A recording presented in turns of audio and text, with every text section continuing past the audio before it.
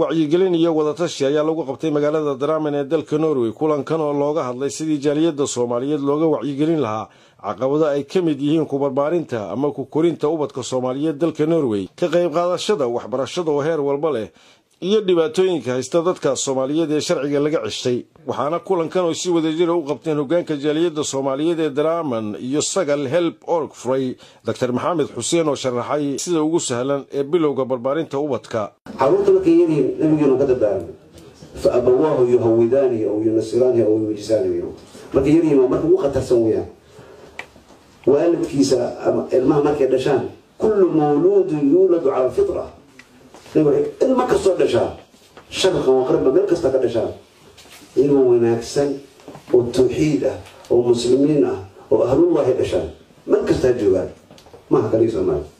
laakiin mushkiladu waxay ka tagan tahay doorka hooyada iyo aabaha wada iyaga marna yuhuud ka dhiga ama kristaan ka dhiga ama muslim ka dhiga ama nimo kuufay ama diinlaaw ka dhiga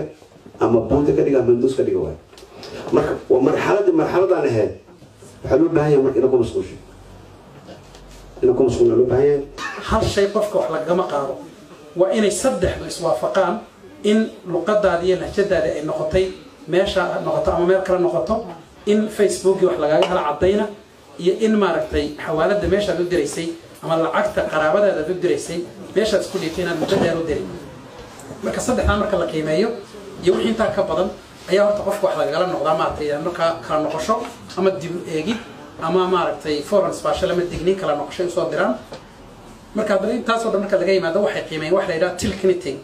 tilkiniting macnaheedu waxa weeye waa laba nooc baa loo qaybiyaa mid waxa weeye xiriirka aad la leedahay wadanka cusub ee aad degtay marka qofka marka inaad caruur ku leedahay inaad family ku leedahay inaad shaqaysato inaad wax baratay marka qiimeyn weyn baa lagu sameeyaa marka qofkaas oo kale laguma soo degdego tilkinitinka adalka la leedahay miisaan badan leh ugu dambeyntii ayaa kulanka waxaa soo gabagabeeyay Sacdo Sahal oo madaxa ururka Sagal Organisation oo xafladan soo qaban qaabiyay maanta waxaan ku sugannahay magaalada Drammen ee wadanka Norway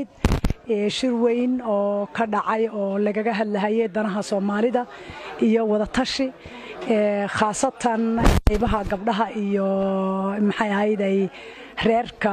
abaabulkiisa ama maxaa la dhihi jiray koritaanka ubadka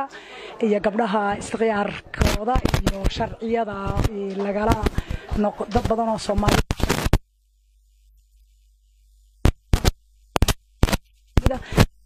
taladmay maxaan saxnaase maxaa saxan maxaa khaldan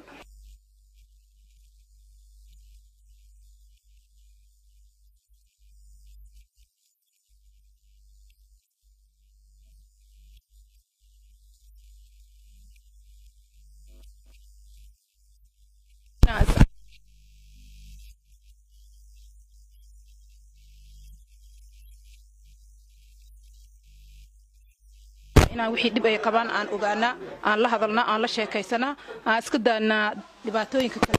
iyo waxyaalaha kale ee telefoonada iyo waxaas aan ku mashquulsanahay muhiimadda waxa waa